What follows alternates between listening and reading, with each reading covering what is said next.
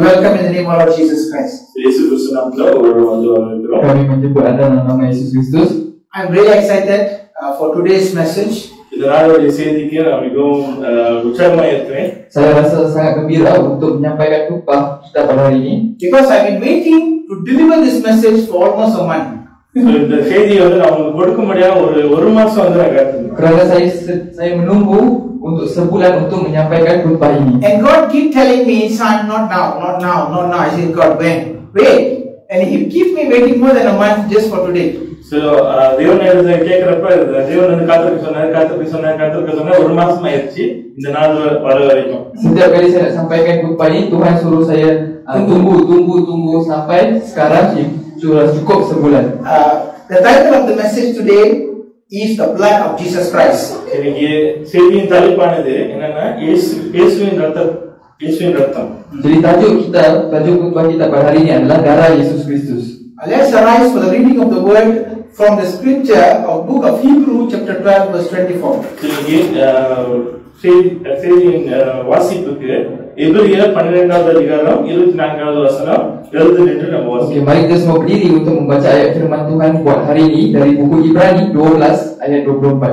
For those who are reading in the English can follow after me. For those who are reading in Tamil can follow Pastor Melvin. Those who are following Bahasa can follow Brother Daniel. Let's read Hebrews chapter 12 verse 24. And to Jesus the mediator of the new covenant, and to the blood of sprinkling that speaketh better things than of Abel. எபிரேயர் 12வது அதிகாரம் 24வது வசனம் புதிய உடன்படிக்கையின் மத்தியஸ்தராகிய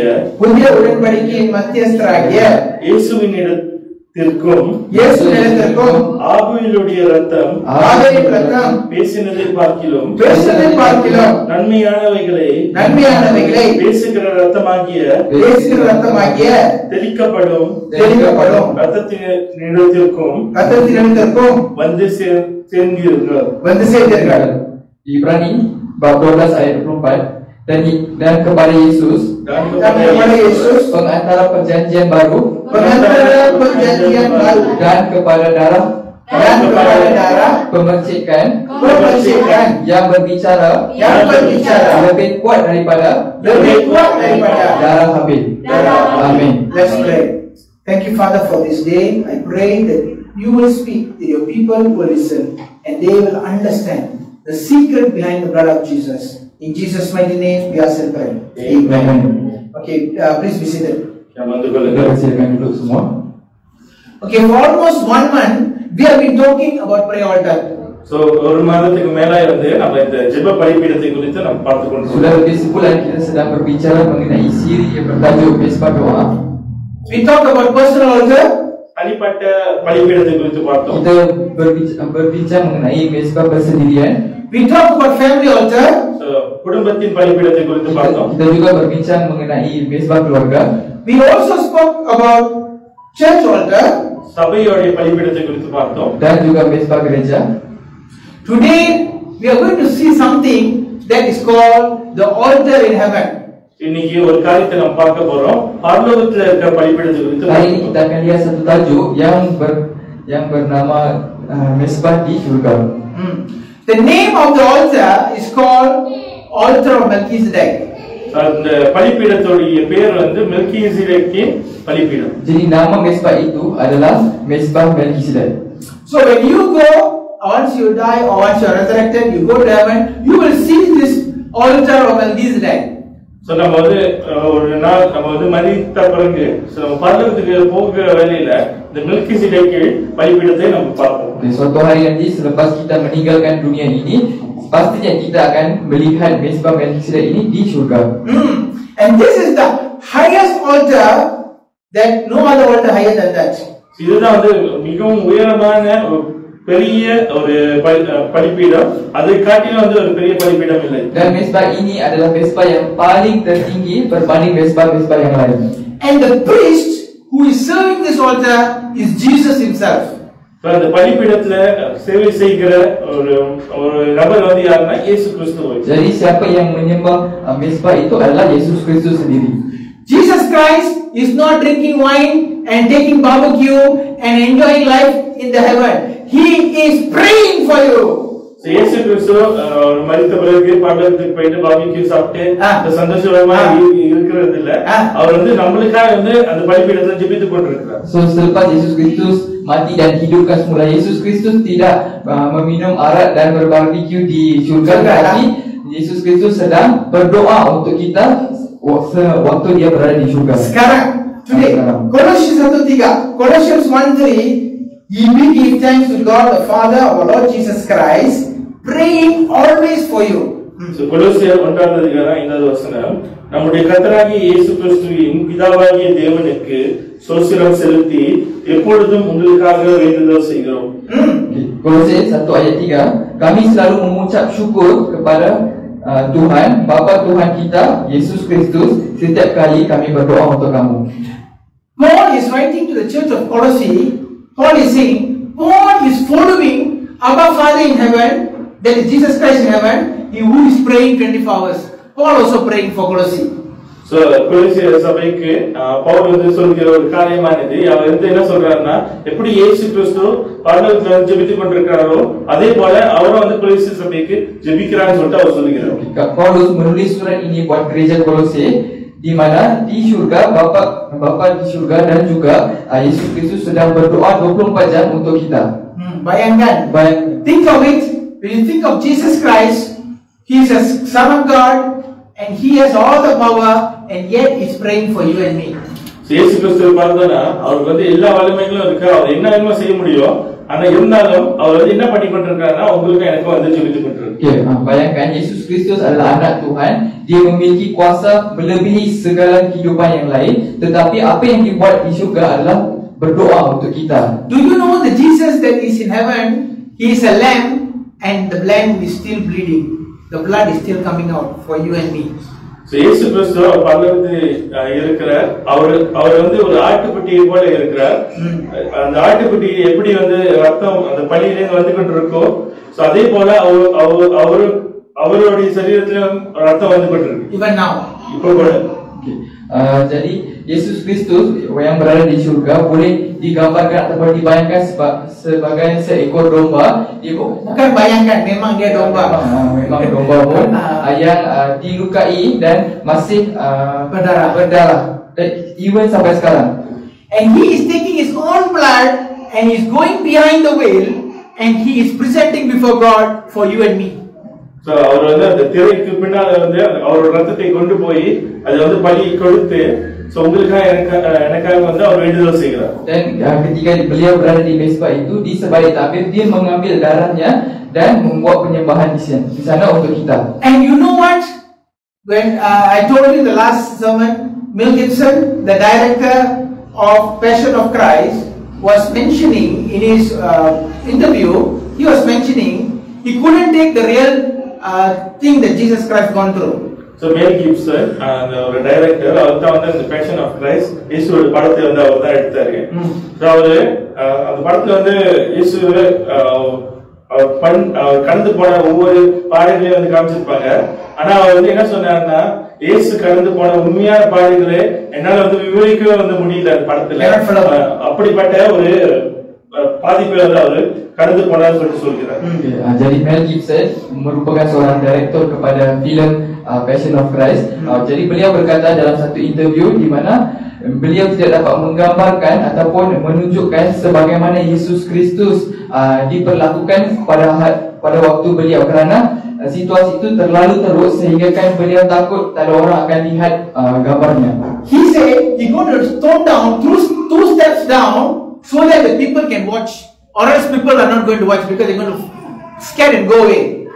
அவர் வந்து ஒரு 2 படி வந்து அவர் இயேசு கிறிஸ்து கடந்து போன பாடுகளை அவர் குறைத்து, அப்பதான் வந்து ஆழ்ந்து வந்து பார்ப்பாங்க. அப்படி உண்மையான காரியத்தை வந்து காமிச்சாங்கன்னா கண்டிப்பா வந்து எல்லாமே வந்து பார்க்காம ஓடிடுவாங்கன்னு சொல்லிட்டு அவர் குறைச்சுதான் வந்து அவர் காமிச்சார். Jadi apa yang digambarkan dalam filem Passion of Christ itu adalah 2 tangga ke bawah daripada apa yang sebenarnya berlaku kepada Yesus Kristus. Do you know the real thing? I want to tell you just one short portion. The whip that they were using, they had a hook on it. You know, the hook like the hook for the fish. So every time it goes, It just goes and it just peels off the flesh until all the flesh of Jesus was taken out and the intestine was hanging. Wow! Look at Jesus. So ஒரு பாடு குறிப்பா வந்து நான் வந்து சொல்றேன். என்ன வந்து சொல்றேன்னா, அவர் இயேசு கிறிஸ்துவுக்கு அந்த சாட்டையை வந்து அடிக்கிறவில்ல, இந்த சாட்டையோடைய அந்த கடைசி பகுதியில எல்லாம் வந்து கொக்கி இருந்துச்சான். ஸோ பெரிய பெரிய கொக்கிகள். ஸோ அவங்க வந்து ஒவ்வொரு வாட்டி வந்து அடிக்கிற வேலையில அந்த சதையை வந்து அப்படியே வந்து பீறிக்கொண்டு வெளியாகிற வேலையில ஸோ அவங்க அடித்து துன்புறுத்தி கடைசியில வந்து அவருடைய சரீரத்துல வந்து எந்த ஒரு சதையும் வந்து இல்லாம அவரோட அந்த குடல் வந்து தொங்கி கொண்டிருந்துச்சான். அப்படிப்பட்ட ஒரு பாடு அவர் கடந்து போயிருக்கார். Okay, daripada filem tersebut ada satu bahagian yang pastor tekankan di sini.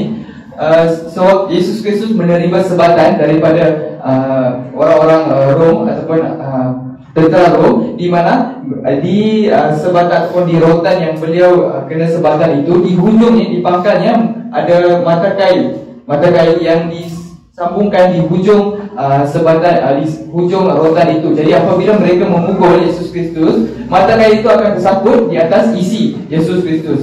Jadi apabila mereka memukulnya sehingga segala isinya di badan dikoyak dan ditarik keluar sehingga kan usus dalamannya dapat dilihat dan sedang tergantung di situ. He loves you that much. அவ்வளவாய் வந்து இயேசு கிறிஸ்து நம்மளை நேசிக்கிறார். Sebesar itulah kasih Yesus Kristus kepada kita semua. I was asking God, what kind of punishment you give to your son? I think it is unfair. Why you do this to your son? This was my question to God. So அப்பா பிதா இடத்துல வந்து நான் வந்து என்ன கேட்டாங்க, பிறகு வந்து என்ன கேட்டாங்கன்னா, ஆண்டவரே இது வந்து சரியா இல்லையே, அவர் வந்து இப்படிப்பட்ட பாடங்கள் வந்து அனுபவிக்கிறதுக்கு அவர் வந்து பார்த்ததே இல்லையே, அவரு ஏன் வந்து இப்படிப்பட்ட ஒரு கொடுமைக்குள்ளாக வந்து அவர் அனுப்புனீங்கன்னு சொல்லிட்டு கேட்டார். Jadi pastor bertanya kepada Tuhan, kenapa kamu menghukum anakmu sebegini? Kenapa beliau tidak layak untuk menerima hukuman yang sebegini kerana dia suci? You know what God said? Son, I sent him there because the devil is accusing against all of my children on this earth. சரி, தேவனுடைய பதில் வந்து என்னன்னா, நான் யார் வந்து என்னோட மகனை வந்து சிலுவைக்கு நான் அனுப்புனேன், அப்படிப்பட்ட பாடுகளுக்குள்ள அனுப்புனேன்னா காரணம் அனுதினமும் என்னுடைய பிள்ளைகளை குறித்து பிசாசானவர் அனுதினம் குற்றம் சாட்டி கொண்டிருக்கான். அதுக்காக தான் வந்து இயேசு கிறிஸ்து பலியாக கொடுத்தேன். Jadi Tuhan pun menjawab, dia kata, saya menghantar anak saya Yesus Kristus ke salib untuk disalibkan kerana di syurga syaitan sedang mengutuk kita 24 jam secara berterusan. And you know what? Even now, even today, even this moment, he is bringing something, go to heaven and start telling, oh, this person is not right, that person is not right, this person is not right, they must be punished, they must be killed, they must go in sick bed, they must have problem. Devil is doing it, even now. இந்த நேரத்துல கூட அவன் வந்து பரலோகத்துக்கு போய் இந்த மனுஷன் சரியில்லை, இந்த மனுஷன் இந்த பாவத்தை செஞ்சான், இந்த மனுஷன் இப்படி செஞ்சா, இவனுக்கு வந்து ஒரு சாபத்தை கொடுக்கணும், இவனுக்கு வந்து ஒரு வியாதியை கொடுக்கணும் அப்படின்னு சொல்லிட்டு 24 மணி நேரம் இப்ப வரைக்கும் அவன் வந்து ஒருத்தர் வந்து அவன் குற்றம் சாட்டி கொண்டே இருக்கான். Bukan pada waktu-waktu lain, tetapi pada saat ini juga syaitan sedang pergi ke syurga dan sedang mengutuk kita, mengutuk segala perbuatan kita kepada Tuhan di syurga. Let's read Revelation chapter 12 verse 10. I want to read the last portion. And I heard a loud voice saying in heaven, now is come salvation and strength and the kingdom of our God and the power of his Christ, for the accuser of our brethren is cast down, which accused them before God day and night. வெளிப்படுத்துதல் 12வது அதிகாரம் 10வது வசனம் சில வாசித்தோம்னா, அப்பொழுது வானத்திலே ஒரு பெரிய சத்தம் உண்டாகி, இப்பொழுது ரட்சிப்பும் வல்லமையும் நமது தேவனுடைய ராஜ்யமும் அவருடைய கிறிஸ்துவின் அதிகாரமும் உண்டாயிருக்கிறது. இரவும் பகலும் நம்முடைய தேவனுக்கு முன்பாக நம்முடைய சகோதரர் மேல் குற்றம் சுமத்தும் பொருட்டு அவர்கள் மேல் குற்றம் சாட்டுகிறவன் தாழ தள்ளப்பட்டு போனான். Wahyu bab 12 ayat 10 berkata, ini saya baca daripada bahagian yang kedua yang berkata, sekarang telah tiba keselamatan dan kuasa dan pemerintahan Tuhan kita dan kekuasaan dia yang diurapinya, kerana telah dilemparkan ke bawah pendakwa saudara-saudara kita yang mendakwa mereka siang dan malam di hadapan Tuhan kita. The devil is prosecuting a case against you day and night, whether you know it or not. So நம்மளுக்கு வந்து தெரியுமோ தெரியாதோ அனுதினமும் 24 மணி நேரம் நம்மளை குறித்து நம்மளுடைய சகோதரர்கள் குறித்து அவன் குற்றம் சாட்டி கொண்டே வந்து இருக்கிறான். Tak kisahlah secara tersurat maupun secara tersirat, pendakwa saudara iaitu syaitan sedang mendakwa kita, sedang memfailkan kes di hadapan Tuhan di syurga. Okay, I'll give you an example. You see, where is that so? You can read it from the book of Job, chapter 1, verse 7 to 12. இது வந்து எங்க வந்து போடப்பட்டிருக்குன்னா ஒரு உதாரணம் வந்து நம்ம பார்க்கலாம். யோபு 1வது அதிகாரம் 7-12. Jadi mana kita boleh lihat perkara ini dalam buku Yob bab 1 ayat 7 hingga 12. In this story, I'm not going to read. In this story, God is talking to the devil. இந்த கதையில வந்து நம்ம பார்த்தோம்னா தேவன் வந்து பிசாசோட பேசிக்கிறார். Kalau kita tengok dalam kisah ini, saya tidak akan baca ayatnya. Tuhan sedang bercakap dengan syaitan. And God said, you know what God said? God said, the Lord said to Satan, where thou hast come. And the Satan answered to the Lord and said, from going to fro on the earth, walking in and down, walking up and down in it. And verse 8, and the Lord said to Satan, have thou considered my servant Job? So 7வது வசனத்துல யோபு 1:7வது வசனத்துல பார்க்கலாம். கர்த்தர் சாத்தானை பார்த்து நீ எங்கிருந்து வருகிறாய் என்றால், சாத்தான் கர்த்தருக்கு பிரதி உத்தரமாக பூமி எங்கும் உலாவி அது சுற்றி திரிந்து வருகிறேன் என்றான். 8வது வசனம், கர்த்தர் சாத்தானை நோக்கி என் தாசனாகிய யோபின் மேல் கவனம் வைத்தாயோ. Kalau kita lihat dalam Ayub 1:7 berkata, maka bertanya Tuhan kepada iblis, dari mana engkau? Lalu jawab iblis kepada Tuhan, dari perjalanan mengelilingi dan menjelajah bumi. Ayat 8 berkata, lalu bertanyalah Tuhan kepada iblis, apakah engkau memperhatikan hamba-Ku Ayub? Sebab tiada seorang pun di bumi seperti dia, yang demikian saleh dan jujur, yang takut kepada Aku dan menjauhi kejahatan. Do you know one thing? The conversation between God and Satan is happening, and Job was unaware. So இந்த தேவனுக்கும் பிசாசுக்கும் இருக்கிற இந்த பேச்சு வார்த்தை யோபுக்கு வந்து எந்த ஒரு காரியமும் அதை பற்றி தெரியாது. Jadi komunikasi Tuhan dengan iblis ini berlangsung di syurga, di mana Ayub tidak mengetahui mengenai perkara ini, mengenai perbicaraan ini. And Job was not present in the court case. So யோபு அந்த நீதிமன்றத்துல வந்து வரக்கூட இல்லை. Dan Ayub tidak berada di dalam sidang perhakiman itu. Imagine, devil is accusing about you and you are not in the court case. What will happen to you? Oh God! யோசிச்சு பாருங்க, பிசாசு வந்து உங்களை கொடுத்து குற்றம் சாட்டுறேன், ஆனா அந்த கோர்ட் கேஸ்ல வந்து நீங்க இல்ல. Cuba bayangkan, syaitan sedang mengutuk anda dan sedang membuat satu kes di mahkamah, tetapi anda tidak berada di situ. Only if Job would have known the conversation is happening in heaven, Job would have come in and interceded and said something. But Job did not know it.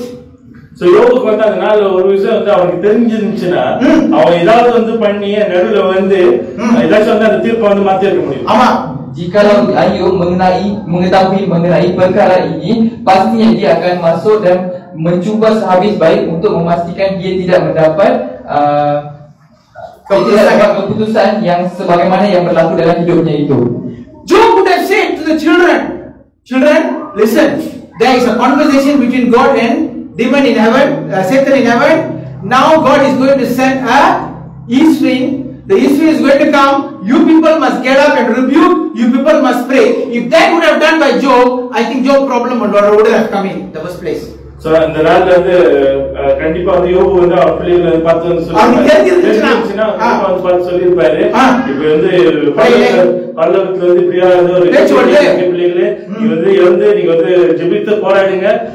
கிழக்குல இருந்து வந்து ஒரு காத்து வந்து அடிச்சு இப்படிப்பட்ட காரியங்களா வந்து வாழ்க்கையில வந்து வரப்போகுது, அதை வந்து நீங்க கடிந்து கொண்டு அதை வந்து மேற்கொள்ளுங்கன்னு சொல்லிட்டு கண்டிப்பா அவர் ஜெபித்திருப்பாரு, சொல்லிருப்பாரு. Jadi jika Ayub mengetahui mengenai perbincangan ini, perbincangan ini, pastinya dia akan beritahu kepada anak-anakku ada sebuah perbincangan yang berlaku di syurga antara Tuhan dan juga syaitan, Iblis. dan juga iblis. Jadi pastikan akan tibanya angin timur, angin utara, angin west, east wind, sorry, timur, angin timur ke dalam hidup aku. Pastikan anda semua bangkit dan membantah angin itu supaya perkara itu tidak berlaku dalam hidupku. By right, Job and his children would have resisted the issue, but Job and the children accepted it because they don't know. So, யோபுவும் பிள்ளைகளும் அந்த காரியத்தை வந்து எதிர்த்து சண்டை போட்டிருக்கலாம். இருந்தாலும் அவங்க வந்து என்ன பண்ணாங்கன்னா அதை வந்து ஏற்றுக்கொண்டு அவங்க வாழ்க்கையில வந்து அதை ஏற்றுக்கொண்டாங்க. Sepatutnya Ayub dan anak-anaknya menentang dan melawani perkara itu. Tetapi disebabkan dia tidak tahu mengenai perkara ini, dia terima apa yang seadanya di situ. Job said like this, God give, God taken. You know why? Job is tolerating the devil. Oh God. நான் வந்து என்ன சொல்றேன்னா கர்த்தர் கொடுத்தார், கர்த்தர் எடுத்தாருன்னு. அதோட அர்த்தம் வந்து என்னன்னா, என்னதான் வந்து பிசாசு வந்து கொண்டு வந்தாலும் நான் வந்து ஏற்றுக்கொள்றேன்னு சொல்லிட்டு அவன் வந்து அப்படியே வந்து அந்த குற்றச்சாட்டை ஏற்றுக்கொண்டான். Jadi Ayub berkata dalam di bawah-bawah dia berkata dalam hati dia, apa yang Tuhan beri, begitulah Tuhan pun mengambilnya. Di situ apa yang Ayub maksudkan adalah walaupun apa pun syaitan beri kepadanya, dia akan terima seadanya. Today you and me, are you resisting the devil or are you tolerating whatever the devil bring into your life? Question. இன்னைக்கு பிசாசு வந்து போட்டிருக்கிற அந்த கோர்ட் கேஸை நம்ம வந்து எதிர்த்து நிக்கிறோமா, இல்லன்னா பிசாசு வந்து என்னென்ன குற்றம் சாட்டு சொன்னாலும் ஆமா நான் தான் செஞ்சேன் எனக்கு அப்படியே வந்து ஏற்றுக்கொள்றோமா?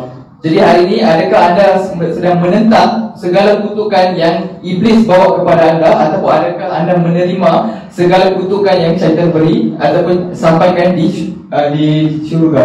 Dan cakap seperti Nabi Ayub cakap apa? Tuhan beri, Tuhan ambil. You have to fight. You can only fight when you know that the devil is against you and there's a court proceeding over your case. நம்ம வந்து எப்ப வந்து எதிர்க்க முடியும்னா, பிசாசு வந்து நம்மளை எதிர்த்து நிக்கிறான்னு வந்து நம்ம அறிந்திருக்கணும். அதை குறித்து ஒரு கோர்ட் கேஸ் வந்து பதத்துல ஓடிக்கொண்டிருக்கு.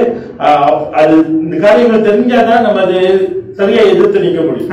So kalau kita nak menentang, kita perlu tahu bahawa ada sebuah mahkamah yang sedang berbicara mengenai kes kita di syurga. Tanpa mengetahui perkara itu, kita tidak dapat nak menentang. Hari ini, today people can come and talk nonsense about you. This one you are no good, that one is no good, this is not bad, this is not bad. You know what you should say? Hey, devil! Dare you speak from that man? I rebuke you! You gotta fight it, man. You don't say, oh yeah, I think they're right. You shouldn't be like that. You got to fight it. நீங்க யாராச்சும் வந்து நம்மளோட வந்து பார்த்து நீ வந்து சரியில்லை, நீ இப்படி வந்து இருக்க இப்படி இருக்க அப்படின்னு சொல்லிட்டு நம்ம தாழ்வா வந்து சொன்னாங்கன்னா அசுத்தாவியே இயேசு என்ன How dare you speak before the Son of Man? தேவனுக்கு முன்பாக வந்து வாயை மூடுன்னு சொல்லியிருக்கோம். Understand?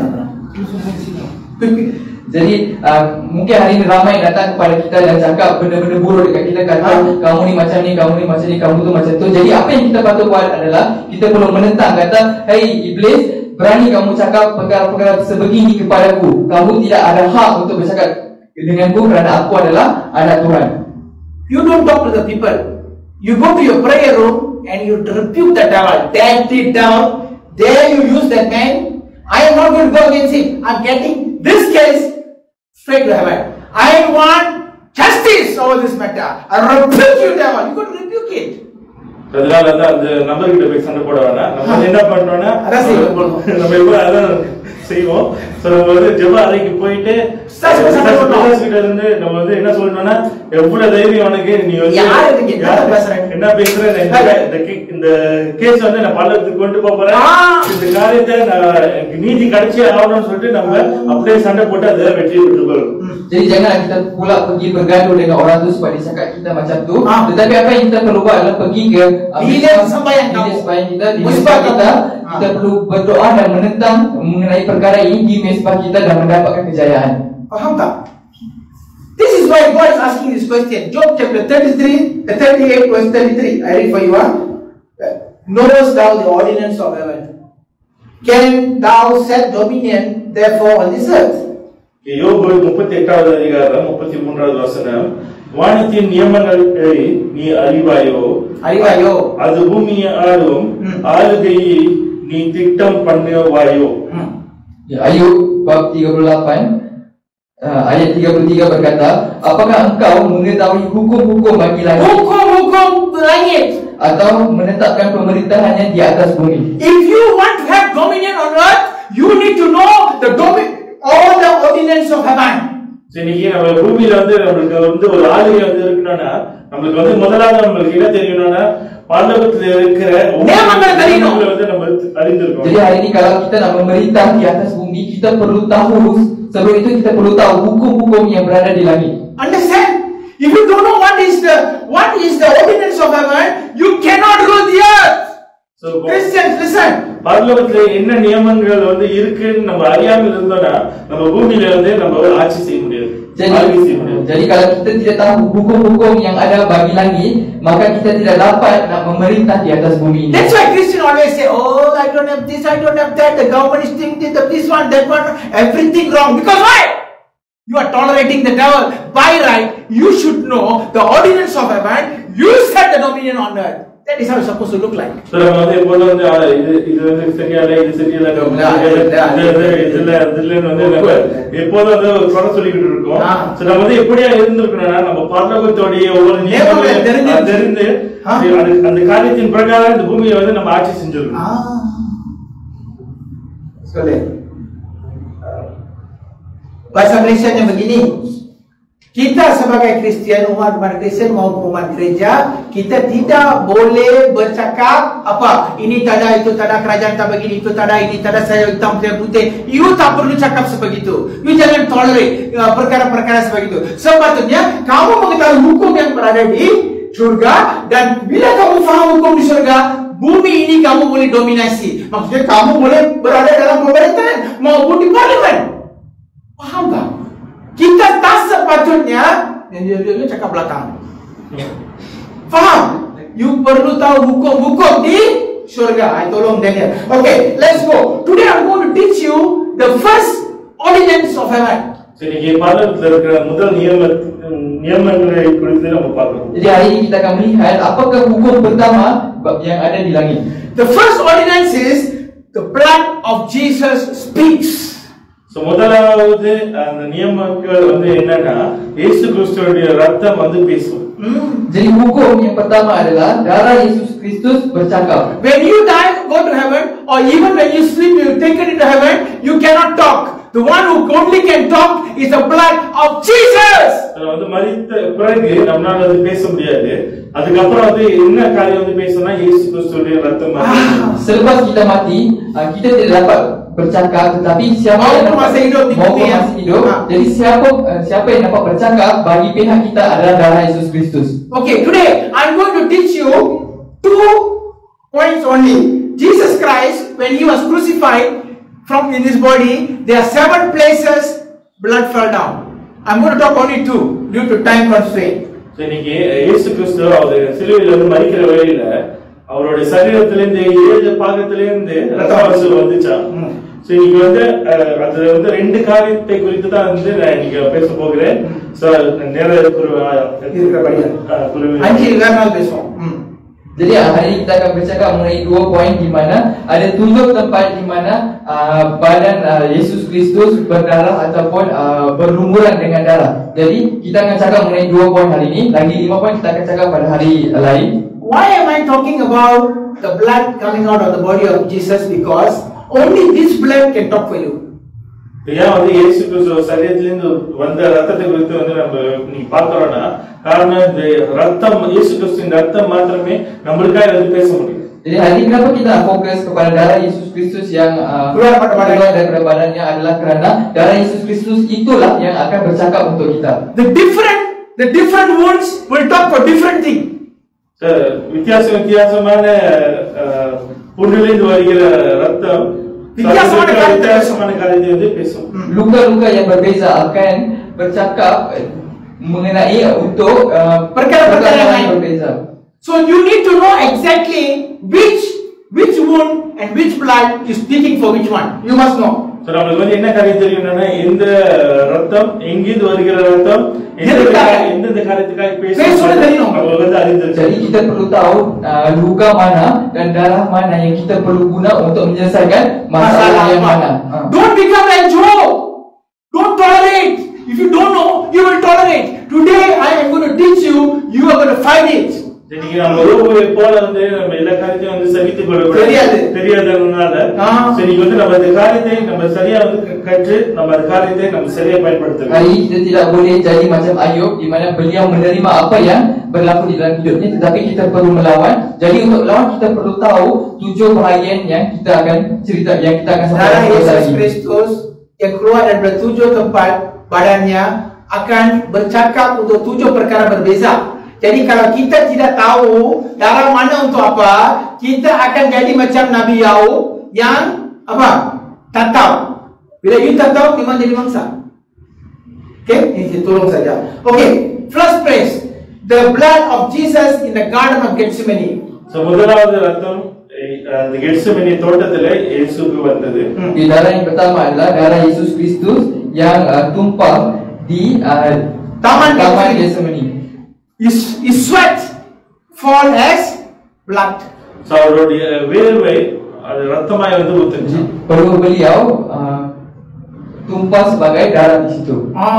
I mean, the science people, the doctors say, when you are in real agony, you are under a very great stress, what will happen? The blood vessel under your skin will break, and what will happen? The blood will come out as sweat.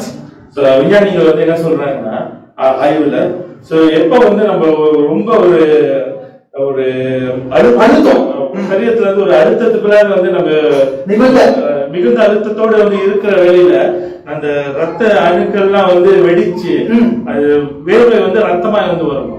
Jadi saintis dan ahli kaji berkata bahwa apabila seseorang itu berada di bawah tekanan yang sangat tinggi dan stres yang sangat tinggi, jadi saluran-saluran darah yang berada di bawah kulit mereka akan pecah, bukan meletup, pecah, dan darah itu akan bercampur dengan peluh beliau dan peluh seseorang itu dan akan keluar daripada badan-badannya, daripada kulitnya. This sweat of blood Jesus go through to settle the case of your poverty. So இந்த ரத்தமானது வேர்வையிலிருந்து வருகிற அந்த ரத்தமானது நம்மளோட தரித்திரத்தை மாற்றும்படியாக அதுக்கு சுகம் அது மேற்கொள்ளும்படியாக அதுக்கு வல்லமை இருக்கு. Jadi darah yang keluar daripada peluh Yesus Kristus sebenarnya membantu kita bukan bantu dia boleh bercakap untuk membebaskan kita daripada kemiskinan. Faham? Kalau selalu tak ada ini, tak ada itu, panggillah darah Yesus Kristus yang keluar sebagai peluh. Bercakap untuk saya di mahkamah surga. That's how you pray.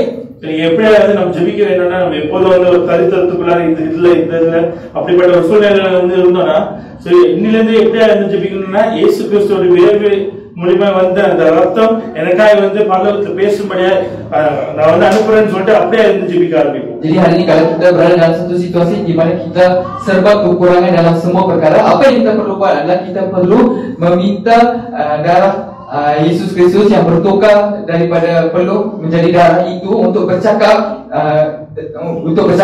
demi kita. Untuk menyelesaikan masalah kemiskinan. Not only poverty, I tell you for a few more things. Struggle. How many of you feeling so difficult to live? Susah hidup saya. தரித்திரம் மாத்திரம் இல்ல வாழ்க்கையில வந்து இருக்கிற கஷ்டங்கள். சத்தியத்தாவும் பரவாயில்ல master. So ரொம்ப கஷ்டத்துல வந்து வாழ்ந்து கொண்டிருப்போம், செத்துட்டா கூட பரவாயில்லன்னு சொல்லிட்டு யோசிக்கிறோம். அப்படிப்பட்ட ஒரு காரியம். Okay, bukan hanya kemiskinan tetapi kesusahan dalam hidup. Semua perkara yang kita buat semuanya susah dan kita tak mampu dapat. Kadang cakap kalau mati pun tak apa. If you are saying that, means to say what? There is an accuser already go to court of heaven, already get a perintah from mahkamah untuk menyusahkan hidup kamu. Sekarang kamu kena hadir ke mahkamah, cakap darah Yesus Kristus yang keluar sebagai peluh perlu bercakap untuk saya. Mulai hari ini saya tidak akan hidup susah. இன்னைக்கு நம்ம அப்படிப்பட்ட ஒரு கஷ்டத்துல வந்து நம்ம வாழ்ந்து கொள்றோம்னா அதோட அர்த்தம் வந்து என்னன்னா ஏற்கனவே வந்து பிசாசு வந்து ஒரு கேஸ் வந்து நம்ம ஜெயிச்சு நம்ம வாழ்க்கையில அந்த தரித்திரத்தை வந்து இன்னைக்கு வந்து நம்ம வந்து என்ன பண்ணோம்னா நம்ம பரலோகத்துக்கு இயேசு கிறிஸ்து இந்த வேர்வையில இருந்து வந்து அந்த ரத்தத்தை கொண்டு போய் பேச சொல்லணும். அந்த ரத்தம் வந்து எனக்காக வந்து பேசணும், நான் வந்து மேற்கொள்ளணும்னு சொல்லிட்டு அந்த வெற்றியை எடுத்து வந்து நம்ம வாழ்க்கையில் இருக்கிற அந்த தருணத்தை மாற்ற வேண்டும். Jadi hari ini kalau kita cakap lebih baik saya mati daripada saya hidup dan sebagainya. Jadi apa yang sebenarnya berlaku adalah pendakwa iaitu iblis sudah mendapatkan arahan ataupun mendapatkan court order di mana dia mendapat kuasa untuk menyusahkan kehidupan kita di bumi ini. Jadi apa yang kita perlu buat adalah kita perlu hadir ke mahkamah dan menentang perkara ini dan meminta darah Yesus Kristus yang bertukar bercakap untuk pihak kita, yang bertukar daripada peluh menjadi darah itu untuk bercakap demi kita. How many of you have been to court case? Maybe you have not been prosecuted, maybe you have been audited in a court case. எத்தனை பேர் வந்து court case வந்து போயிருக்கீங்க? உங்களுக்கு மேல கேஸ் இல்லைன்னா கூட மற்றவங்களுக்காக நீங்க வந்து பார்க்கறதுக்கு போயிருக்கீங்க. Jadi berapa orang yang pernah hadir ke perbicaraan mahkamah walaupun tak kisahlah sama ada anda pernah didakwa di mahkamah maupun anda saksi menjadi saksi di mahkamah itu. What will happen usually? The magistrate will sit down, the magistrate comes in, everybody will say, wake up, stand up. Okay? Then magistrate goes in, magistrate sit, everybody sit. So அது என்ன நடக்கும்னா நீதிபதி வரும்போது எழுதுக்க சொல்லுவாங்க, எழுந்து நிக்கணும், அவர் போய் உட்காந்துட்டோன்னா அதுக்கப்புறம் தான் வந்து மற்றவங்க உட்காந்து சொல்லுவாங்க. Jadi apa yang berlaku di dalam mahkamah itu adalah apabila hakim masuk ke dalam dewan mahkamah itu semua orang akan diarahkan untuk berdiri. Jadi maka semua saksi-saksi perlu berdiri. Bukan saksi, semua orang saksi dan semua orang berada di situ perlu berdiri dan hanya dibenarkan duduk apabila hakim itu duduk di kursinya. Once the judge sit down, the prosecutor will start reading accusation. Nama si Mr. Amarta, Mr. Ali, Mr. Mat, Mr. itu, Mr. Ali, Miss ini, pada sekian hari, at this date, at this time, I did this. Mengaku salah ke tidak? நீதிபதி வந்து உட்காந்துட்டோன்னே என்ன சொல்றாங்கன்னா அந்த prosecutor, அந்த public prosecutor, அந்த வழக்கை வந்து கொண்டு போற அந்த வழக்கறிஞர் வக்கீல் அவர் வந்து என்ன பண்ணுவாருன்னா அவங்க மேல இருக்கிற குற்றத்தை வந்து படிப்பாரு. என்ன சொல்றாரு, இந்த நாள்ல இந்த நேரத்துல நீங்க வந்து இந்த மனுஷன் அலியா அபுவா என்ன பேரு குற்றம் சாட்டுப்பட்ட அந்த மனுஷன் இப்படி காரியங்கள்லாம் வந்து செஞ்ச நீ ஒத்துக்கிறியான்னு சொல்லி கேட்பாங்க. Jadi selepas sahaja hakim itu duduk, maka pendakwa raya akan berdiri dan membacakan kes tuduhan atas orang yang tertuduh itu kepada hakim. Bukan kepada hakim, itu kepada orang tertuduh. Orang tertuduh. Sekian hari pada sekian masa kamu OKT A, C, B, C, D telah berpelakuan sebegini. Adakah kamu mengaku salah atau tidak? Itu soalan yang katanya. Okay? Saya tak pernah masuk mahkamah. Dia tak tahu. Okay. Okay. Once the question is asked, the OKT or OKS, orang kena tuduh, orang kena salah, dia akan berjawab ya ataupun tidak. So அந்த குற்றம் வந்து அவங்களுக்கு படித்த பிறகு அந்த குற்றம் சாட்டப்பட்டவங்க வந்து என்ன சொல்றாங்கன்னா ரெண்டு பதில் தான் இருக்கும், ஆமான்னு ஒதுக்கணும் இல்லைன்னா அது இல்லைன்னு சொல்லிட்டு சொல்லணும். Jadi apabila pendakwa yang membaca kesalahan yang dibuat oleh yang tertuduh, jadi yang tertuduh hanya ada dua jawapan saja yang dia boleh beri. Satu adalah dia sama ada dia mengakui kesalahan yang dibuat ataupun dia mengakui dia tidak bersalah. In usual case, the police or the enforcement bodies, JPJ or whatever it is, will not lie. They will only tell with proof. They will not lie. பொதுவாக அந்த குற்றம் சாட்டுகிற அந்த நிர்வாகம் வந்து என்ன வந்து ஜேபிகா இருக்கலாம், போலீஸா இருக்கலாம், டிராபிக்கா இருக்கலாம், யாரும் இருக்கலாம். அவங்க வந்து பொய் வந்து அந்த இடத்துல சொல்ல பொய்யான வைக்க மாட்டாங்க, ஆதாரத்தோடு வச்சிருப்பாங்க. Jadi biasanya pendakwa raya ataupun orang yang menyabitkan kesalahan ini biasanya tak kisahlah polis ataupun JPJ, mereka tidak dibenarkan dan tidak boleh menipu di situ ataupun mereka takkan tipu lah ataupun mereka sesuatu untuk orang yang tertuduh. Dia tidak boleh tipu di situ. Similarly, Satan will never lie before God. Satan will bring evidence which is truthfully right about yourself. அதே போல வந்து பிசாசும் வந்து தேவனுக்கு முன்பாக தான் பொய் சொல்ல மாட்டான். சோ நம்மளை குறித்து சரியான ஆதாரத்தை வந்து கரெக்டா கொண்டு போவான். தேவன் முன்பாக வந்து கரெக்டா போய் வைப்பான். Jadi sama seperti iblis tidak akan membawa perkara-perkara palsu kepada Tuhan, dia membawa perkara-perkara yang betul berserta dengan bukti yang kukuh mengenai kesalahan itu. So what should you do? You should follow Matthew 5:25. Let me read Matthew 5:25. Agree with the adversary quickly, while thou art in the way to him, and at the time of adversary deliver thee to the judge, and the judge will deliver thee to the officer, and thou shalt cast into prison. 5:25. மத்திய 5:25 எதிராளி உன்னை நியாயாதிபதியிடத்தில் ஒப்புக்கொடாமலும் நியாயாதிபதி உன்னை சேவகனிடத்தில் ஒப்புக்கொடாமலும் நீ சிறைச்சாலையில் வைக்கப்படாமலும் இருக்கும்படியாக நீ உன் எதிராளியோடு வழியில் இருக்கும் போது சீக்கிரமாய் அவனோடு நல்மரணம் பொருந்து ஒப்புரவாய் என்றாரே ஆண்டவரே. Matius 5 ayat 25 berkata, segeralah berdamai dengan lawanmu selama engkau bersama-sama dengan dia di tengah jalan. Tengah jalan sudah kena damai. Supaya lawanmu itu tidak menyerahkan kamu kepada hakim, dan hakim itu menyerahkan engkau kepada pembantunya, dan engkau dilemparkan ke dalam penjara. Faham? So means to say what? When the court case is sitting, you are there present, devil is talking about you, God, the public prosecutor is asking the question, devil is asking the question. So what you should do? You should say, yes, I'm wrong. Don't go and say something else, because you did it, man. Kalau betul-betul lawan lampu isyarat merah, cakaplah betul lah. Apa yang bercakap tak ada inilah itu, tak payah cerita. Cakap betul, ya betul. That's all. You agree with that, accusers?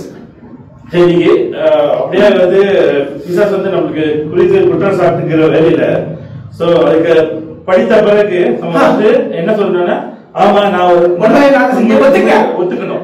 காரணம் வந்து அது உண்மைதான், நம்ம ஏற்கனவே வந்து செஞ்சனால சொல்றான், அதனால வந்து நம்ம செஞ்சேன்னு சொல்லிட்டு ஒத்துக்கணும். Jadi apabila syaitan mendakwa dan mengutuk kita di hadapan Tuhan, jadi apa yang kita perlu buat? Janganlah kita putar balik cerita. Jangan putar alam. Jadi apa yang kita perlu buat adalah kita perlu mengaku kata, ya saya buat sebegitu. Sebab syaitan tidak akan menipu, dan dia mempunyai bukti yang kukuh yang kita membuat perkara itu sedemikian.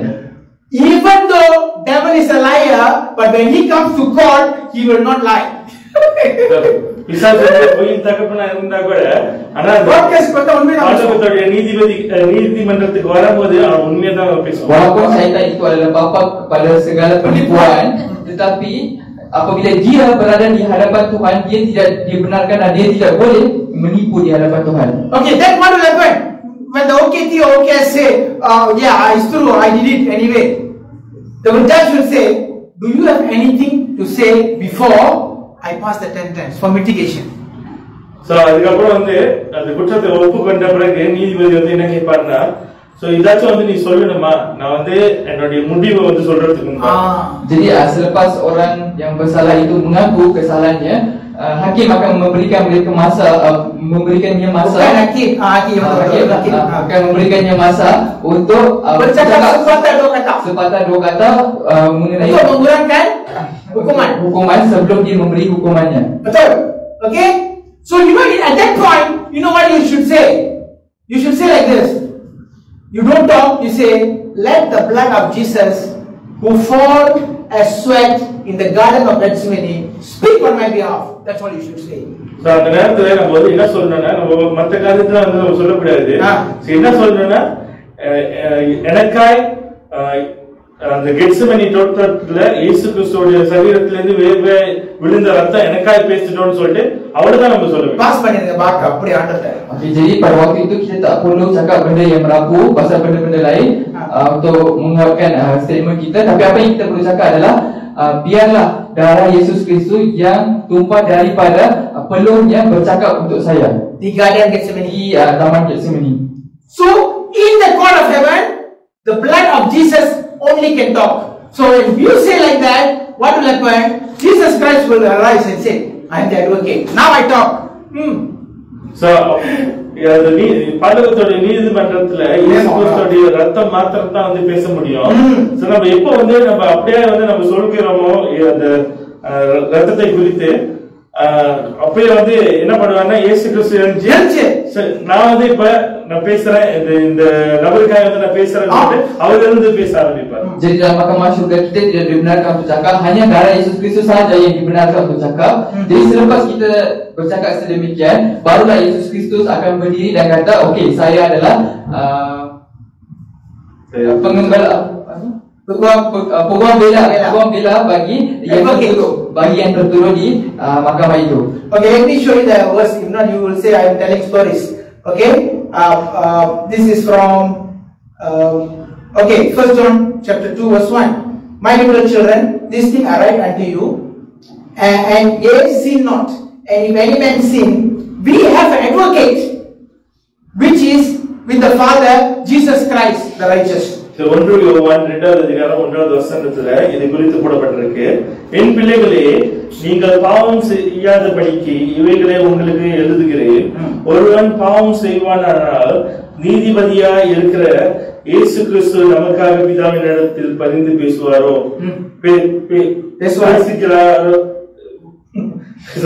பேசுகிறவராய் இருக்கிறார். Okay, it is Jesus who speaks. வண்டு முருகன் பார்த்திருக்கீங்களா? வண்டு முருகன் வக்கீல் வண்டு Murugan.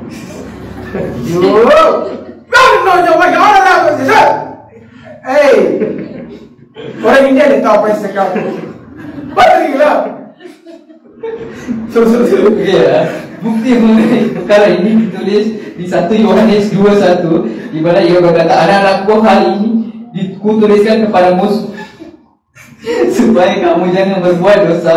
Namun jika seseorang itu berbuat dosa, kita mempunyai seorang pengantara pada Bapa, yaitu Yesus Kristus yang adil. Understand? So Jesus Christ will arise and he will talk loudly until the accuser cannot talk anymore. He will say, objection, Your Honor.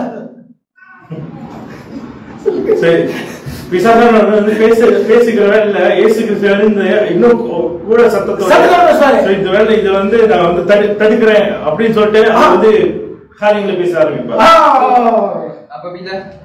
Apabila kita cakap memanggil darah Yesus Kristus itu, Yesus Kristus akan berdiri dan bercakap lebih kuat dengan tonan yang lebih kuat daripada hakim dan cakap, saya membantah hakim. Do you know what will happen? The court will go to silence because Jesus Christ rose up. He is speaking louder. The accuser will keep quiet. எப்போது இயேசு கிறிஸ்து சத்தமா பேச ஆரம்பிக்கிறாரோ அது நீதிமன்றமே அமைதியா இருக்கும், பிசாசும் வந்து வாய முடியும். Jadi apabila Yesus Kristus berdiri dan bercakap dengan suara yang lebih kuat dan lantang, maka pendakwa itu akan syaitan, iblis itu akan mula berdiam diri. So now, you know what will happen? Jesus said, look at my sweat. Look at my sweat in Garden of Gethsemane. Anyway, I already paid the price. So அப்போ இயேசு கிறிஸ்து என்ன பண்ணுவாருன்னா, என்னுடைய அந்த கெத்செமனே தோட்டத்துல இந்த காரியத்துக்காக விழுந்த என்னுடைய ரத்தத்தை பாருங்க, இது என்ன நடந்தாலும் நான் ஏற்கனவே இதோடைய இதோடைய கிரியத்தை தண்டனையை வந்து நான் ஏற்கனவே கட்டிட்டேன்னு சொல்லிட்டு இயேசு கிறிஸ்து சொல்லுவார். Jadi apa Yesus akan berkata adalah, lihatlah peluru yang tumpah sebagai darah di taman Getsemani itu. Dan disebabkan darah ini, saya telah membayar segala denda ke atas kesalahan yang dibuat oleh si A ini. Faham? What will the court will say? What will the judge will say? The judge will say, I think the OKT or the OK has already agreed. The penalty has been paid. Case closed. So அதனால நீ என்ன சொல்லுவாருன்னா, சோ அந்த தப்பு செஞ்சவன் தப்பு வந்து ஒத்துக்கிட்டான். சோ ஏற்கனவே வந்து தண்டனையே வந்து முடிஞ்சிருச்சு, கேஸ் வந்து க்ளோஸ் ஆயிடுச்சு, கேஸ் துத்தம் பண்ணிடுவாரு. Jadi apa yang akan berlaku selepas itu, hakim akan berkata, jadi orang yang bersalah sudah mengaku kesalahan mereka dan hukumannya pun sudah dilaksanakan. Jadi kes ini ditutup dan ditamatkan di sini saja. Not even DNA. You know what is DNA? Discharge not amounting to acquittal. Okay, that means what? They can reopen the case. This one no. Case closed. So the DNA அது கூட இல்ல அது பண்ண அந்த கேஸ் வந்து பண்ண க்ளோஸ் பண்ணிட்டு திருப்பி ஓபன் பண்ணலாம். புது சாட்சி வந்துச்சுனா அது கூட இல்ல. அப்படியே வந்து tutup. Okey, so jadi kes itu akan tutup terus, bukan DNA ini bermaksud kes yang boleh dibuka semula jika ada bukti baru mengenai kesalahan itu. Jadi kes ini akan ditutup sehingga kan tidak boleh dibuka balik. I tell you, the blood of Jesus who came on the Garden of Gethsemane, these are the reasons you can use before the court of heaven. Number one, இந்த இயேசு கிறிஸ்து நம்மளுக்காக வந்து சிந்தனை அந்த வேர்வையான ரத்தம் கெட்செமனே தோட்டத்துல சிந்தனை காரியங்களுக்காக வந்து நம்ம பயன்படுத்தணும். Jadi apa yang apa function atau apa tujuan darah Yesus Kristus yang bertukar dari peluhnya boleh digunakan untuk mempertahankan diri kita. Number one, yang pertama, முதலாவது stress.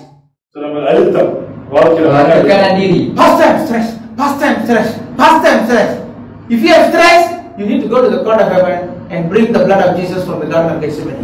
I am coming with the blood of Jesus from the Garden of Gethsemane. நீங்க வந்து பொதுவாக எனக்கு வந்து ஸ்ட்ரெஸ்ஸா இருக்கு, அழுத்தமா இருக்கு, மன அழுத்தமா இருக்குன்னு சொல்றீங்கன்னா நம்ம வந்து என்ன பண்ணோம்னா பரலோகத்துக்கு நம்ம இந்த இயேசு கிறிஸ்து அந்த வேர்வையாய் சிந்தனை அந்த ரத்தத்தை வந்து கொண்டு போய் அதுல இருந்து வந்து மீள வேண்டும். Jadi hari ini kalau sesiapa di sini maupun yang sedang tengok di live kata hidup saya penuh dengan stres, penuh dengan streslah hidup saya. Jadi apa yang anda perlu buat adalah anda perlu pergi ke mahkamah di syurga dan menggunakan darah Yesus Kristus yang tumpah daripada peluh beliau untuk membebaskan anda. Unproductivity. So வாழ்க்கையில வந்து கனி இல்லாமல் இல்லைன்னா வந்து ஒரு உற்பத்தி இல்லாத ஒரு வாழ்க்கையை வந்து வாழ்ந்து கொண்டிருக்கோம். Dan juga kita boleh guna darah Yesus Kristus ini untuk menyelesaikan masalah kita tidak produktif dalam kehidupan seharian kita. Barrenness. So வாழ்க்கையில வந்து ஒரு மனதிற்கான வந்து boleh juga digunakan kalau kita ada masalah kemandulan. Bukan mandulan saja tau, kemandulan dari segala perkara. Okay, slavery on earth. It will force you to do. I'm the boss, you do. When people doing like that, you can use that blood. நீங்க வாழ்க்கையில வந்து ஒரு அன்றாட வாழ்க்கையில ஒரு அடிமைத்தனம், இது நான் தான் வந்து பாஸ், நீ வந்து செஞ்சு ஆகணும் அப்படின்னு சொல்லிட்டு நிறுத்துறாங்களா, இந்த ரத்தத்தை பயன்படுத்தும். Jadi kalau kita dalam situasi di mana kita menjadi seorang hamba, dalam situasi penghambaan di mana bos kita menyuruh dan memaksa kita untuk melakukan dan menyiapkan kerja itu secepat mungkin. Jadi kita boleh guna darah Yesus Kristus untuk masalah penghambaan juga. If you have one problem after the other, after the other, and you also cannot know what is happening. Why everything coming one time? Just like what Hamas is sending to Israel, 40,000 missiles. One after another coming. If that is coming, go to the court of heaven with the blood of Jesus from the sweat. Go. சரி, நீங்க வந்து ஒரு பிரச்சனை முடிஞ்ச நிக்காம வந்து பிரச்சனை வந்துகிட்டு இருக்கீங்க. ஏன் வந்து இந்த பிரச்சனை வந்து ஆமாஸோடைய ராக்கெட் அன்னதினம் வந்து அப்படியே வந்து அப்படியே வந்து கொண்டிருக்கிற இந்த ரத்தத்தை வந்து நம்ம பயன்படுத்தணும்.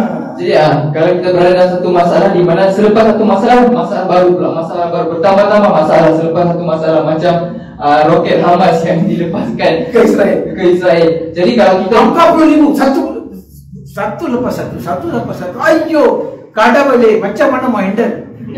Baru handle anak, suami pula kacau. Lepas handle suami, bos pula kacau. Lepas handle bos, pastor pula kacau. Lepas handle pastor, kereta pula kacau. Ayyo, macam mana ini?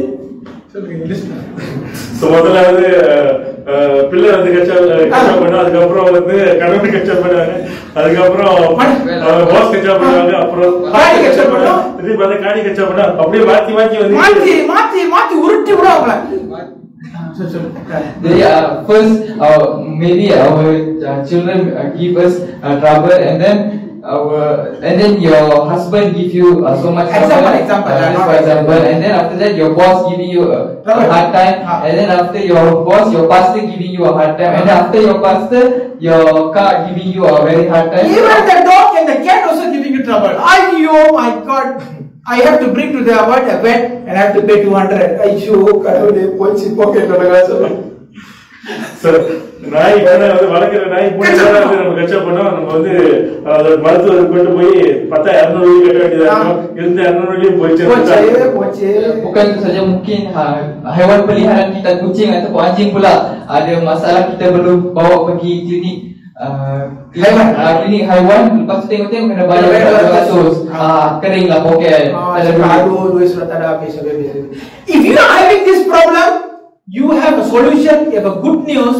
The blood of Jesus came with the sweat of the Garden of Gethsemane. இன்னைக்கு நம்ம எப்படிப்பட்ட ஒரு சூழ்நிலையில் வந்தோம்னா நமக்கு வந்து ஒரு நல்ல செய்தி. நம்ம வந்து இந்த இயேசு கிறிஸ்து ரத்தம் அந்த கெத்செமனே தோட்டத்துல நமக்கு வேர்வை சிந்தப்பட்ட இந்த ரத்தத்தை நம்ம இந்த பயன்படுத்தி இந்த காரியத்திலிருந்து நம்ம விடுபடலாம். Kalau kita berada dalam situasi ini, saya ada berita baik untuk anda boleh menggunakan darah Yesus Kristus yang tumpah sebagai tumpah daripada peluh beliau di Taman Gethsemane itu untuk bercakap di mahkamah syurga. Boleh. You understand? So from today, don't complain. Straight away go to your prayer room. Call Jesus. Jesus, let the court case sit down on my behalf. Father God, I call for you to come. Satan, you also come. Jesus, you also come. We sit down and talk now. Court case is ongoing, on progress now. இப்படிப்பட்ட ஒரு சூழ்நிலை வந்து நம்ம கடந்து போனோம்னா நம்மளுடைய பலிபீடத்துக்கு வந்து போய் எப்படியே ஜெபிக்கணும்னா, ஆண்டவரே இந்த வேலை இந்த கோர்ட் கேஸ் வந்து நான் அழைக்கிறேன். இயேசுவே வாங்க, பிசாசு வா, பிசாசு வா, இயேசு வா, ஆண்டவர் வா, எல்லாம் உட்காருங்க. பேசி தீர்த்துருவாப்பா, என்ன பிரச்சனை இப்ப வருதா? இப்படி போனோம். அது பாதர் குத்திட்டான், பின்னால குத்தினா, எங்க குத்தினா, பின்னால குத்தினா, என்னத்துல குத்தினா, பின்னா அப்படி இருக்க கூடாது. You understand or not? You cannot be just like Job. God give, God take. No.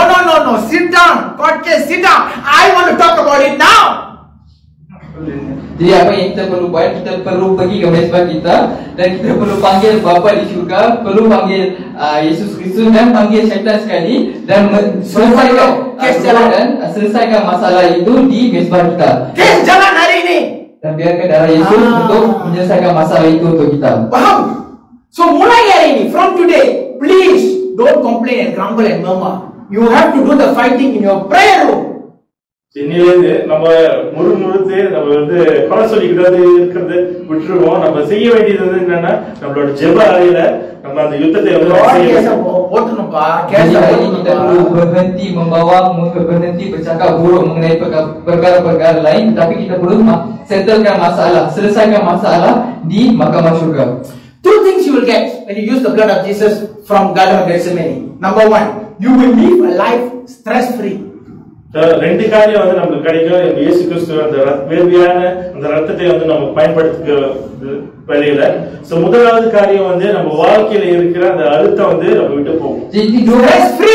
அழுத்தமே இருக்காது. இன்னைக்கு உங்க வாழ்க்கை அழுத்தம் இருக்கா? அழுத்தம் இருக்கா? பிசாசு ஜெயிச்சிட்டான். அவ்வளவுதா? Jadi ada dua perkara yang kita boleh dapat daripada darah Yesus Kristus yang tumpah di Taman Gethsemane melalui peluh beliau, iaitu yang pertama adalah kehidupan bebas dari stres, kehidupan tanpa stres. Sekiranya Anda berada dalam keadaan stres, itu bermaksud Anda sudah kalah dalam court case. Sekarang tutup mulut kamu, jangan komplain ini tada itu, husband tada betul, pastor tada betul, PM minister, PM tada betul, pastor tada betul. Tak payah, itu bukan kerja you. Sit down court case, buka balik file. Faham? Buka balik file. God, like I want a stress-free life. You promised it, you run the case. I call for the court case to be on. சரி, நம்ம ஒரு காரியத்தை குறித்து நம்ம குறை சொல்லிக்கிட்டு சரியில்லை, சரியில்லை, அது சரியில்லை வந்து நம்ம வந்து சொல்றதை விட்டு நம்ம வந்து ஜெப அறைக்கு போயிட்டு, ஆண்டவரே இந்த கோர்ட் கேஸ் வந்து திருப்பியும் வந்து தரங்க, திருப்பியும் வந்து இந்த காரியத்தை வந்து நம்ம இன்னைக்கு சரிபாடு வக்கீல் வந்து கூப்பிடுங்க, பிசாசை கூப்பிடுங்க, எல்லாமே வந்து கூப்பிட்டு அந்த காரியத்தை சரி பண்ணணும். Jadi apa yang kita perlu buat? Jadi kita perlu pergi ke mahkamah syurga dan kita perlu berhenti merumut mengenai masalah yang kita sedang lalui. Tak kisahlah pastor tak baik ke, Perdana Menteri tak baik ke, kita perlu mengenai komen kita mengenai perkara itu, tak perlu merumut, tapi pergi ke mesbah doa kita minta Tuhan untuk buka semula kes ini dan berbicara dan menggunakan darah Yesus Kristus ini untuk bebaskan kita dari masalah. Segala stres hilang. Dari segala stres. Sampai hilang. Kes kena jalan. God, I still feel stressed. What happened? To ask God, how come I still feel stressed? God, kes sudah tutup, apa lagi mau stress? Panggil balik. Panggil balik. Understand? Panggil balik semua balik. Balik, apa cerita? Kes sudah tutup, apa lagi? Apa lagi ikut saya belakang? Apa lagi hantar ke polis belakang? Tak boleh. Ini kes saya mau settle, sudah settle. Pira you second. Ada mama. That's how you should go. எனக்கு அடுத்த வந்து நம்மள போற வரைக்கும் கேஸ் ஓட்டணும். முடிச்சு ஒரு கேஸ் வந்து முடிச்சிட்டு திருப்பி வந்து திருப்பி கோர்ட் கேஸ் கூப்பிடுங்க. திருப்பி வந்து கோர்ட் கேஸ் கூப்பிடுங்க. திருப்பி ஆரம்பிக்கிறாங்க முதல்ல இருந்து. Bukan tarik balik panggil balik masalah faham pula. Okey, jadi kalau kita masih merasakan stres ataupun tekanan itu lagi, so minta Tuhan untuk buka balik kes, jalan balik dan berbicarakan kes itu sampai kita menang, sampai kita tak rasa stres langsung dalam hidup. Kalau orang cakap jahat pasal you, if people are talking bad about you, you don't go against them. You go to the court of heaven. Look at that lady. She spoke like that. God, I don't know whether I did it or not. Anyway, I agree. But you have to settle this case. I am calling for the court of heaven to sit on my behalf. Say that. சரி, ஒருத்தவங்க வந்து நம்மள குறித்து தவறாக வந்து பேசினாங்கன்னா அவங்கள்ட்ட சண்டை போடாதீங்க. சோ வந்து தேவனுடைய பிரசன்னத்துக்கு வந்து போயிட்டு, ஆண்டவரே இந்த காரியம் வந்து சரியா படல, எனக்கு இது வந்து இப்படியே வந்து நடந்திருக்க கூடாது. சோ இருந்தாலும் வந்து நானே தப்பு பண்ணிருக்கலாம், என்ன மன்னிச்சிருங்க, ஒத்துக்கிறேன். இந்த வேலையில வந்து கோர்ட் கேஸ் கூப்பிடுங்க, இந்த காரியத்தை செட்டில் பண்ணணும்னு சொல்லிட்டு செட்டில் பண்ற வரைக்கும் விட மாட்டேன். ஆண்டவரே, இயேசு கிறிஸ்து எதுக்கு அனுப்புனீங்க சிலுவைக்கு? ரத்தம் அப்படி முழுது, கொடை தொங்குது, இதெல்லாம் எதுக்கு? எனக்கு கேஸ செட்டில் பண்ணுங்க, முடிங்க, கேஸ்ல நிக்கணும் தேவ பிரசன்னத்துல. Jadi kalau hari ada satu makcik cakap buruk pasal kita, jadi apa yang kita perlu buat? Jangan lawan dengan makcik itu. Apa yang kita perlu buatlah pergi dekat mesbah kita, bergaduh dengan Tuhan. Bukan Tuhan, buka kes tu lah. Buka kes tu. Buka kes. Buka. Nanti kes tu. Buka balik, buka kes baru, kata buka kes baru, buka balik file tu. Buka file tu balik. Lepas buka file balik, tu cakap dekat Tuhan, saya rasa kes ini sudah selesai. Sepatutnya saya tak ada stres. Kenapa ini perempuan masih cakap macam ni? Nampak gaya dia sudah hantar polis belakang saya. Itu polis masih ikut saya. Saya tak puas hati. Buka balik kes. Kita duduk balik. Ini kes kena settle. Kalau tak settle, saya akan panggil lagi. Ayo. Faham? Jadi jangan kamu bergaduh dengan orang. Kalau bos you tak bagi you punya position atau bagi pangkat, you jangan gaduh dengan dia. Buat court case sana. Nanti bos akan datang. Tak tahu lah, saya sekarang sakit. Tak tahu apa saya sakit. You tahu lah pasal apa you sakit. So you sudah lawan case. You diam saja. Tak tahu bos. Kes sudah on. Bantu-bantu sudah menang. Kes sudah menang. Dia untuk cakap kita palangkan promotion. Faham tak? That is how you go in the court of heaven. Court case வந்து முடிஞ்சோடனே ஆபீஸ்க்கு வந்து போறப்ப பார்த்தா பாஸ் இங்க வழி அங்க வழின்னு சொன்னாங்கன்னா பயங்கர குத்து வாங்கி இருந்தாங்கன்னா அப்ப வந்து கேட்பாங்க என்ன ஆச்சுன்னு தெரியல, திடீர்னு பார்த்தா இப்படி இருக்கு. நம்ம வந்து அந்த நேரத்துல எனக்கு தெரியல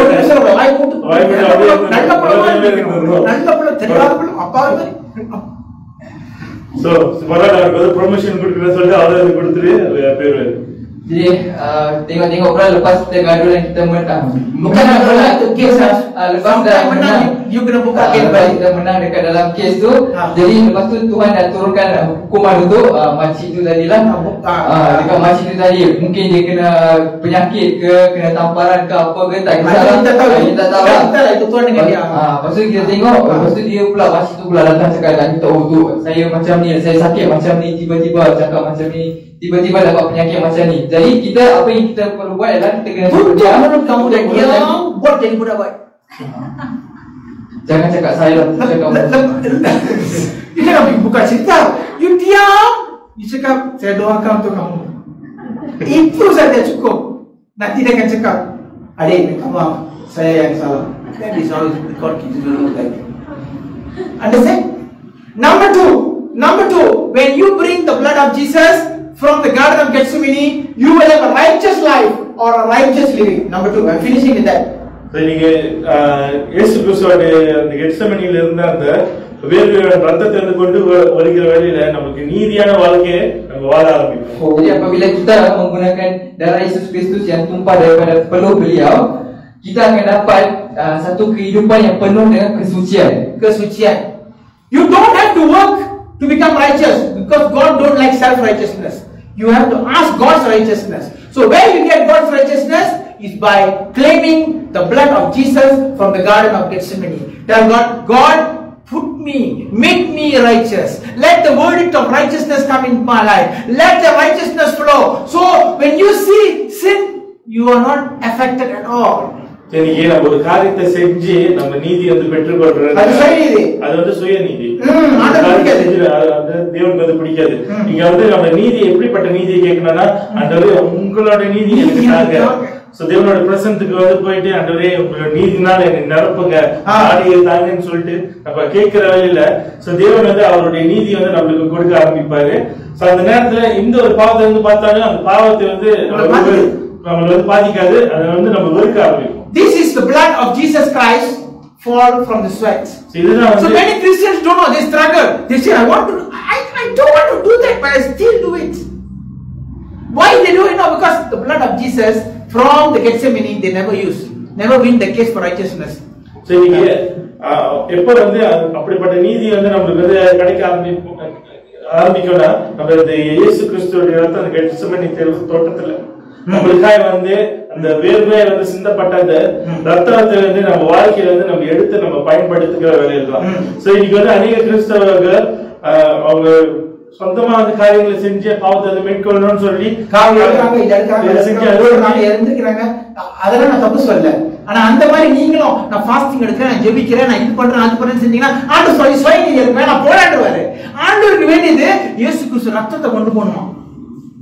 கெத்செமனே தோட்டத்துல உள்ள ரத்தம் கொண்டு போகணும். அங்க போய் சொன்ன, ஆண்டவரே எனக்கு நீதி கொடுங்க ஆண்டவரே, நான் நீதி உங்க நீதி எனக்கு கொடுங்க ஆண்டவரே, கேஸ போடுங்க. Okay, blind us. Okay, jauh dah. Okay, jadi Tuhan tidak suka kita menyucikan diri sendiri sebab Tuhan tak suka perkara itu. Apa yang kita perlu buat adalah kita minta kesucian Tuhan diturunkan di atas kita supaya kita suci seperti mana Tuhan suci. Jadi apabila kita nampak perkara-perkara yang berdosa, kita tak akan rasa tergugat, macam orang kata tergugat iman kan. Kita tak akan rasa tergugat langsung untuk melakukan perkara dosa itu apabila kesucian Tuhan itu diturunkan ataupun kesucian Tuhan ini akan turun cuma sekiranya kamu menggunakan darah Yesus Kristus yang jatuh dalam Garden of Gethsemane. Jadi jangan kamu cuba hidup suci, you memang tak boleh. Tengok sikit surah. Ayo, baik lecur. Faham tak? Tengok sikit. Tapi kalau you minta darah Yesus Kristus daripada Taman Gethsemane, perkara itu tidak akan memberi apa?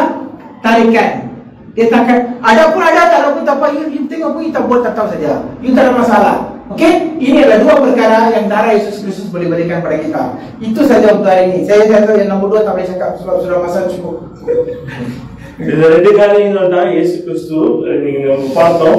இயேசு கிறிஸ்துவோட ரத்தம் வேர்வையாய் வந்து இந்த கெத்செமனே தோட்டத்துல நம்மளுக்காக விழுந்தது. இதன் மூலமா இந்த ரெண்டு காரியங்கள், ரெண்டு ஆசீர்வாதங்களை நம்ம வந்து பெற்றுக்கொள்ள முடியும். So that is the thing that we are discussing today, which is the blood of Jesus Christ that has been fall from His sweat, changed into blood. And because in the Garden of Gethsemane, and because of that, there are two things that we could use is One is getting a righteous life, and the second one is to Stress-free life. get a stress-free life. Okay? Every morning, I'm finishing. I'm doing my penggulungan. Penggulungan case. Okay, submission. I'm doing my submission. Every morning, you know what I do? This is my practice. I will always kneel down. I will tell Jesus Christ, please hold my hand.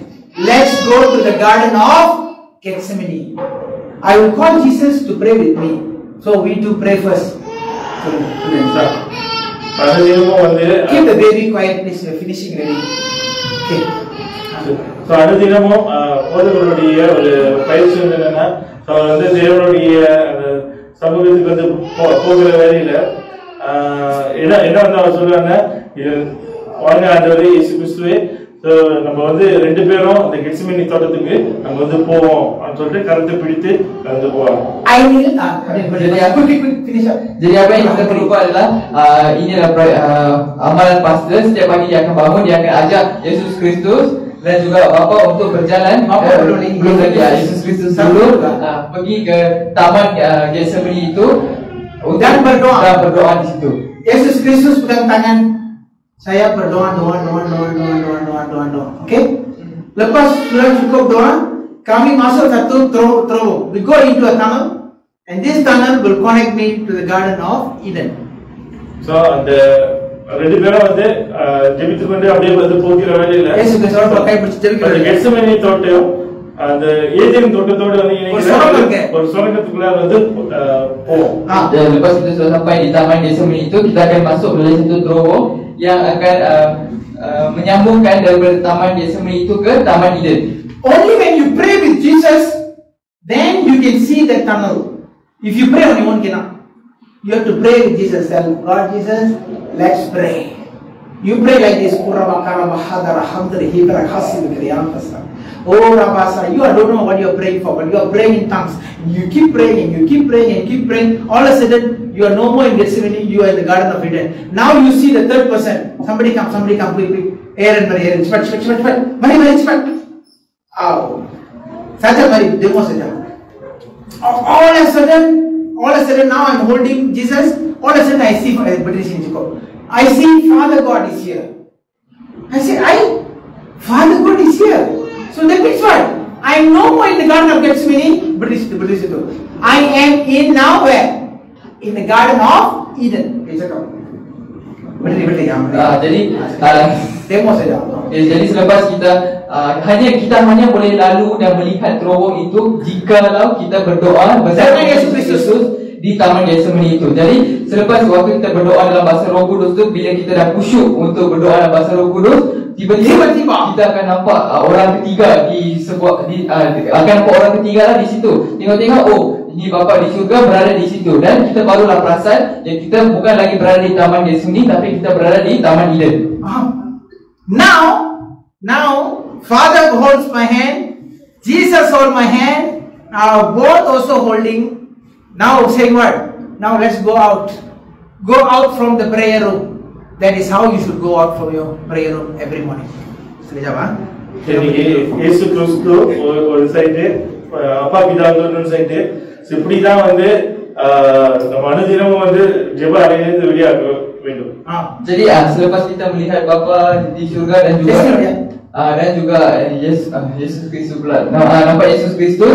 Jadi kita perlu bergandengan tangan dengan Yesus Kristus dan Bapa di surga dan keluar daripada mesbah kita, keluar daripada bilik sembahyang kita. Okay, all of a sudden, just example all of a sudden she is saying something wrong against me. Example not this example only. Contoh ini, all of a sudden something she say negative against me. So now Father God is holding hand, Jesus Christ is holding hand. I am keeping quiet. Both of them are getting angry. Apura arrange. Pergi depan macam dia apa? Pergi depan. Saya cakap jangan. Tak apa, saya okey lagi. Tak boleh, mana boleh. Ini dalam bentuk tampak. Macam ni lah. Understand? Okay, kita boleh சொல்லுங்க. Sekejap. சரி, யாராச்சும் வந்து தவறா வந்து பேசினாங்க, ரெண்டு கையிலும் வந்து நான் சும்மா தான் இருக்கேன். அப்பா பிதாவும் இயேசு கிறிஸ்துவும் வந்து பிடிச்சிருக்காங்க. எப்ப வந்து அவங்க தவறா வந்து பேசுறாங்களோ அவங்க வந்து முன்னிட்டு வந்து எப்படி வந்து என்னுடைய மகனை வந்து தாக்க முடியும் சொல்லிட்டு அடிக்க வந்து ரெண்டு பேரும் அடிக்க போறாங்க. இல்ல வேணாம், ஓகே தான் இருக்குன்னு சொல்லுது.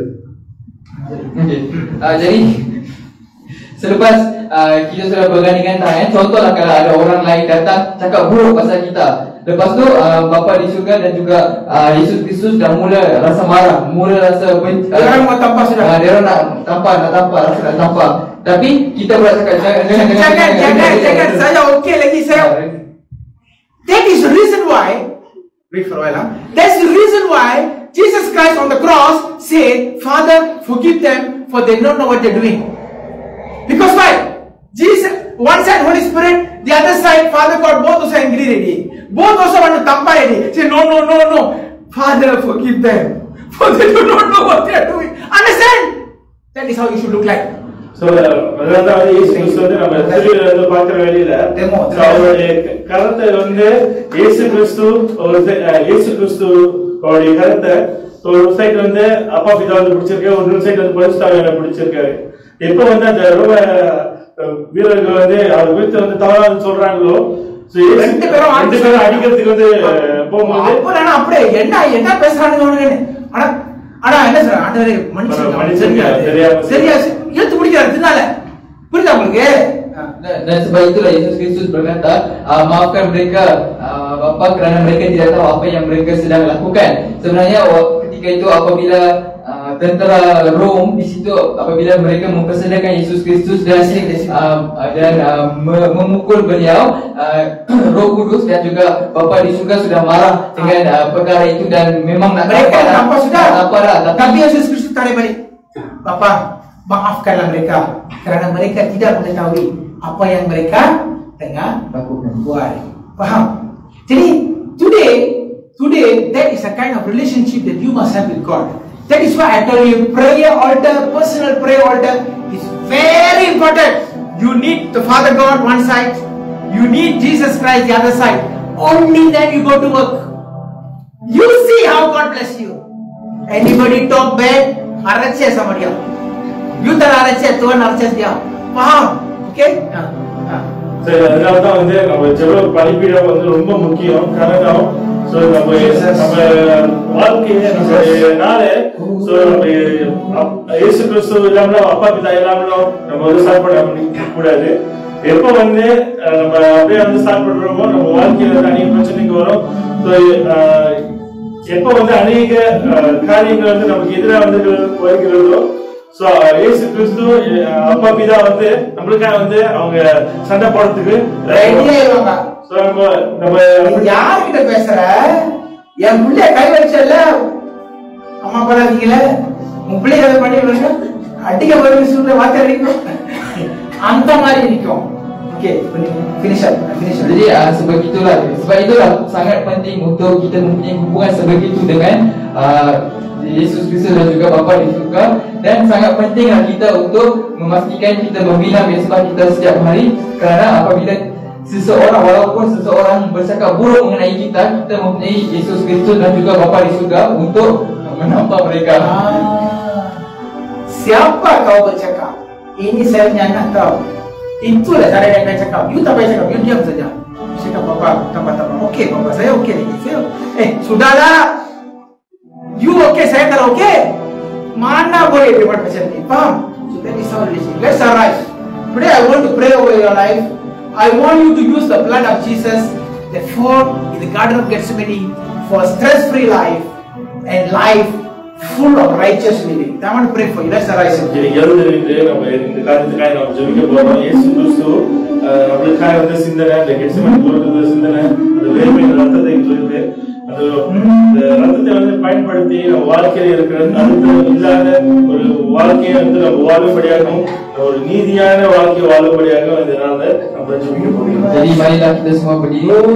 Sekarang ini kita akan berdoa untuk darah Yesus Kristus yang Dari tumpah Taman Getsemani. di Taman Getsemani yang tumpah daripada peluh beliau akan berbicara akan berbicara untuk kita dan akan memberikan kita kehidupan tanpa stres dan juga kehidupan yang penuh dengan kesucian.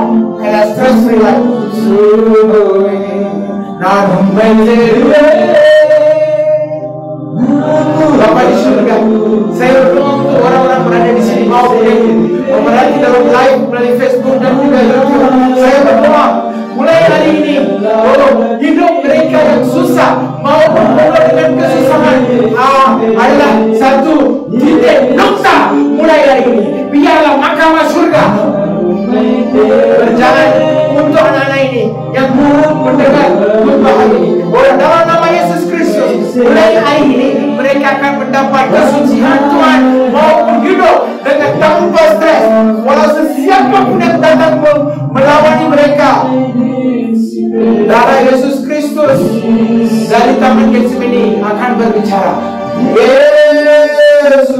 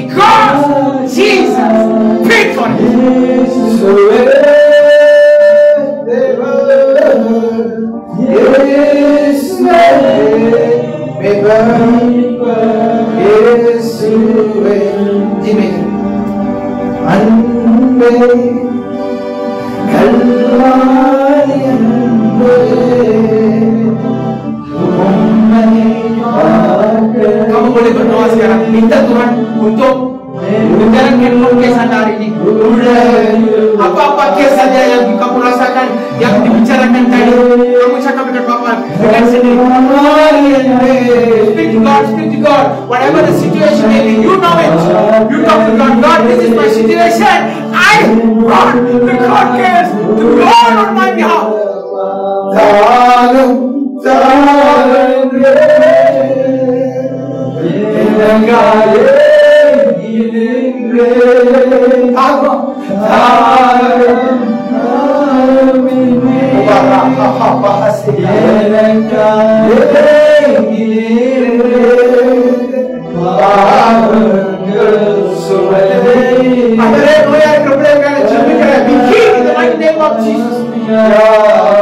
Those who are having cancer, those who are having heart disease, those who are having diabetes, those who are having unwanted blood, leave the body. Jesus name, I will take you.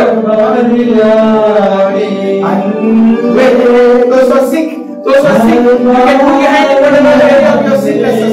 Barang sesiapa yang sakit, kamu berletak tangan kamu di bawah bayi itu. Saya berdoa, hari ini Tuhan akan memberi suatu mukjizat pada diri yang